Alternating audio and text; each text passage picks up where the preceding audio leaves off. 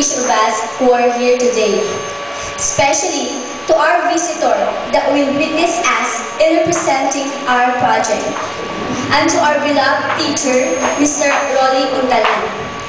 We are the Group 3 that will represent to you the proposed policies of the Barangay Manibok Market. I am Vina Q. Fernandez, together with my group mates, Tanicala Katubig, Clarence Cabrera, Jubilin Sopetran, and Donna C. Ubina. The first speaker is Miss Donna C. Ubina. May I call her?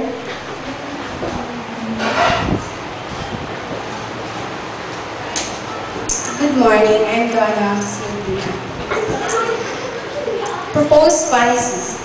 As we have learned about the problems of the Barangay Manibok Market, we, the Group 3, went there to see for ourselves about the said problems and search for some existing policies which are not effective and not properly implemented.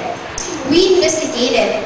By the use of cameras, we stolen some shots for our own evidence.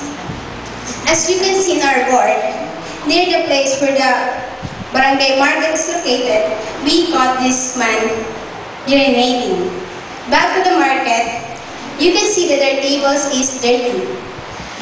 Fish scales scattered everywhere, no proper disposal of garbage, and no parking space for the vehicles.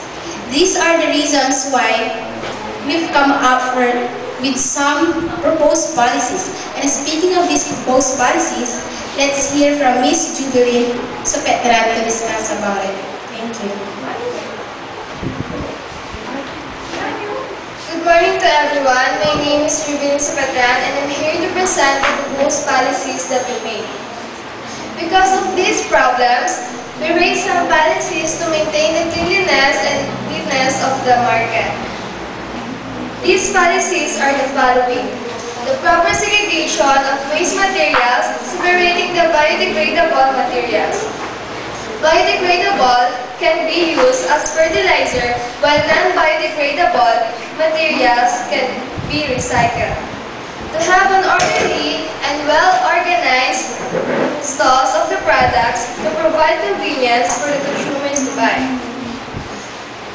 Cooperation between the producers and the consumers for proper waste and management in order to have a clean and orderly market.